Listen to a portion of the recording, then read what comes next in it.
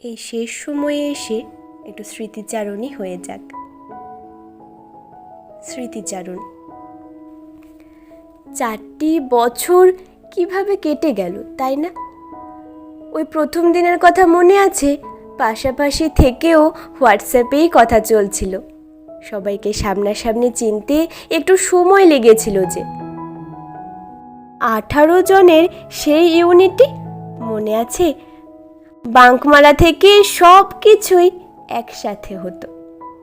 Humanities block থেকে 4th ইয়ারের room, first ইয়ারের সেই 18 জন, আজ 4th ইয়ারে 55। সবটা মিলিয়েই আমরা ইসি ব্যাচ 2020-24। করোনার ফলে ভেবেছিলাম কলেজ লাইফটা না অনলাইনেই কেটে যায়। 75% অ্যাটেন্ডেন্সের চাপে কলেজে যদিও আমরা কম আসিনি। ফ্রেশার্স আমাদের ভাগ্যে জোটেনি, হাতে গুনে 2টো ফেস্ট আর পুজো, এই যা। মনে আছে ডিগ্রি কলেজে ক্যান্টিন পাওয়ার সেই আনন্দ? ভেবেই নিয়েছিলাম হয়তো হোস্টেলটাও পাবো, কিন্তু ওই যে সব পাওয়া আবার ভালো নয়। আরও কিছুটা মজার হতেই পারত এই 4টা বছর। যাই হোক, সব গুছিয়ে এবার স্মৃতির খাতা ভরে এক্সটিআইটিআর হবার পালা।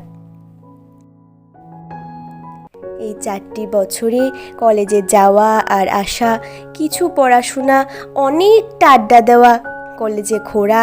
আমাদের কলেজের ওই একটাই তো সৌন্দর্য আছে, দ্য ন্যাচারাল বিউটি। ফল ফুল গাছপালা কম আছে নাকি? এগুলি এক্সপ্লোর করা, অ্যাসাইনমেন্ট, ল্যাব, প্রজেক্ট, প্রেজেন্টেশন, এইসব নিয়েই তো আমাদের কলেজ লাইফ।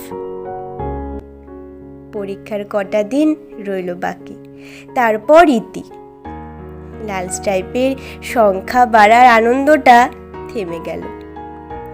কলেজে যাব কি না, কয়টায় যাব, অ্যাসাইনমেন্ট দেব কি না, পরীক্ষার আগের রাতের পড়ার চাপ, ভাই পাশ করিয়ে দিস, অ্যাসাইনমেন্টটা দে না, এসব মেসেজ আদান প্রদান, হাসি ঠাট্টা, অকারণে কত ঝগড়া, মাস বাঙ্ক ইত্যাদি প্রভৃতির ইতি। যে যার পথে এগিয়ে যাবে, দেখা হলে কথা হবে, ওই আড্ডাটা হবে না। মেসেজ আসবে যাবে, তবে সময়ের ব্যবধানটা হয়তো বেড়ে যাবে। চ্যাট বক্সে প্রথম সারিতে থাকা নাম্বারগুলি, অদ্ভুতভাবে লেখা ওই নামগুলি হয়তো নতুনের চাপে তলিয়ে যাবে, অথবা জায়গা পাবে আর্চিভে।